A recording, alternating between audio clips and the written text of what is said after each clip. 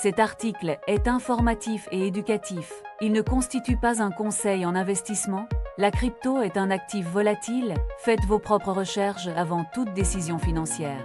Pour nous soutenir, suivez-nous. BTC à l'abîme, analyse du crash de juin 2026. Aujourd'hui, analysons le BTC, échangé à 63 448 $, après une chute vertigineuse de 15% en quelques jours. Le prix est passé de 72 840 $ à un test brutal des 60 000 $, vaporisant 160 milliards de dollars de capitalisation. Les données américaines sur l'emploi sont ressorties bien supérieures aux attentes. Cela a ravivé les craintes de taux élevés prolongés, qualifiés de higues forlongées. Les investisseurs ont fui les actifs à risque, propulsant les rendements obligataires.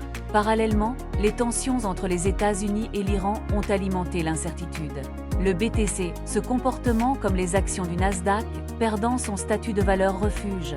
Les ETF BTC américains subissent leur pire série de sorties de l'histoire. Sur 13 jours consécutifs, plus de 3,4 milliards de dollars ont quitté ces fonds.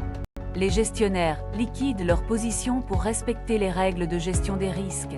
L'indice Coinbase Premium s'est effondré à -0,15%, confirmant une vente institutionnelle massive. Un événement psychologique majeur a amplifié la panique. Strategy, anciennement MicroStrategy, a vendu 32 BTC pour la première fois en 4 ans. Cette capitulation a envoyé un signal d'alarme au marché entier. En une seule journée, 330 344 tradés ont été liquidés pour un total de 1,77 milliard de dollars. La purge des positions a effet de levier à nettoyer les excès spéculatifs.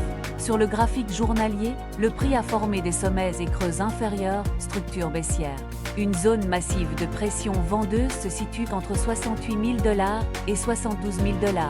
Le support défensif se trouve entre 59 000 $ et 61 000 $, zone de absorption des liquidations. Le RSI est tombé sous le seuil de 30, territoire de survente extrême.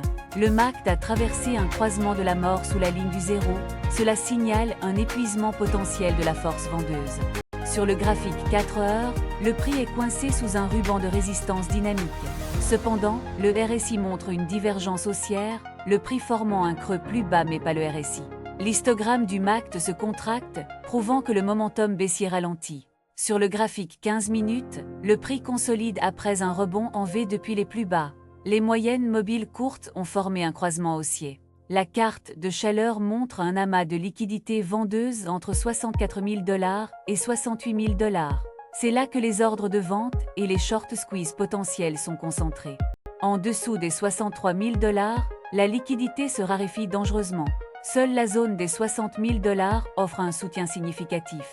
Les supports clés sont à 59 000 $ puis 53 000 $ en cas de rupture. Les résistances immédiates à 65 000 $, puis 68 000 $ et 72 000 $ au-dessus. Malgré le chaos, l'argent intelligent ne déserte pas le secteur. Bitmain a racheté 126 961 ETH pour 214 millions de dollars, profitant de la panique. Les ETF hyper liquides attirent 160 millions de dollars de flux entrants. Cela montre une rotation sélective vers des actifs à forte innovation. Les baleines et mineurs vendent, créant une pression sur le marché de détail. Pour les investisseurs, la zone des 59 000 $ à 61 000 $ est le bastion à défendre. Si ce support tient, un court squeeze vers 65 000 $ reste possible. En cas de rupture, le prochain objectif serait 53 000 $ puis 50 000 $. La zone d'accumulation intéressante se situe entre 60 000 $ et 63 000 $. Sécurisez vos positions si le prix franchit les 68 000 $ avec volume. Merci d'avoir regardé, abonnez-vous pour plus d'analyses crypto et restez informés.